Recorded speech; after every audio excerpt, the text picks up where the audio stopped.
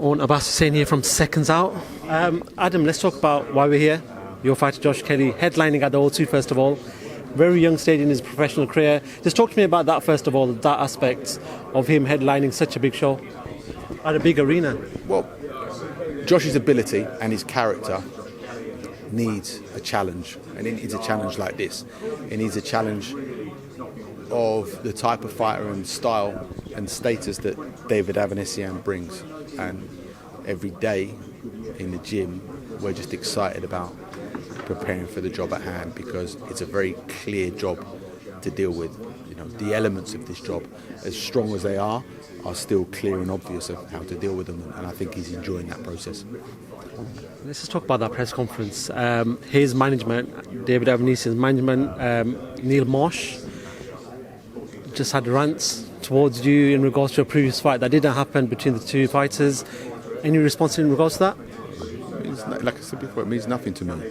He means nothing to me. His opinion means nothing to me. If he wants to start bouncing his gums at a press conference, that's his choice. But you know, I walked past a Jack Russell this morning, and it was barking at me.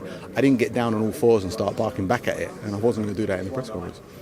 Let's talk about Josh Kelly. I was watching something on Sky Sports.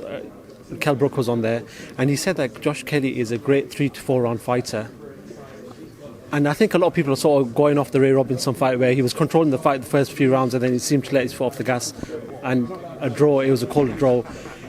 Do you feel like Josh has progressed in that fight? And do you feel like calling him a 3 to 4 round fighter is quite harsh? Who called him that? Kell Brook. It's up to him. It's his opinion. He doesn't know what Josh is as a fighter yet. Josh is still developing as a fighter. We know where Kell is. We know what Kell is as a fighter, but Josh doesn't know. Kell doesn't know what Josh is as a fighter yet. So if he wants to make a half-informed opinion, then that's his choice. But can you see, and you sort of alluded to it in the press conference there, that everyone's got an opinion nowadays on social media, but can you see people's points of view where they see Josh maybe showboating a little bit too much, and they, you know, maybe some things that they don't like? Can you see their points of view in that?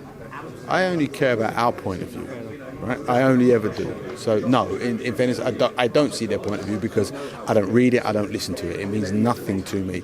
I'm confident what I know and how I see things, and I'm always questioning the way I see and think things. I'm confident in Josh, and he's confident in himself, and we enjoy what we do, and that's all that matters to us. I can remember last year you said Josh is ready for, you know, big things to come. It seems like there's a push for Josh to actually fight at a world level. Maybe not by yourself, but maybe by Sky, maybe by the broadcaster, maybe by the promoters. In your eyes, when can you see Josh?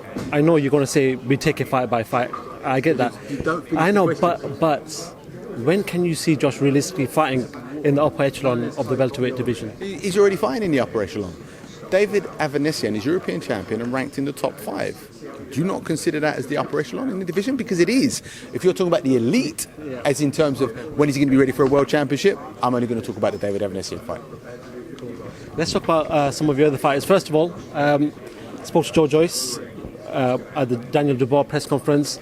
He obviously spoke about not working with yourself again. Can you sort of give us a little bit more why you guys seem to have split for this fight? He said that he needed to train in the sunshine. He wanted to go and train in Vegas for it, so that was his choice. And I've seen Mick Collin here fighting back in New York. Just talk to me about, you know, Mick Collin. He seems to be, especially after that Nicholson fight, a lot of people have got their eyes focused on Mick Collin. There's a lot of people who are hoping, especially in Ireland, that he reaches that world level. In your eyes, what sort of stage is he at? He's very close to knocking on the door for a world championship fight. But all the time in the world for Mick. He's made of the right stuff. And people sort of sometimes look at it and think, oh, well, he's not a big one-punch hitter. And that just shows a lack of understanding, because there's so many things he can do.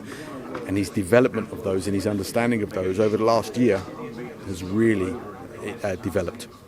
So now the Conlan revolution and the Michael Conlan story is on the cusp of being under the biggest spotlights.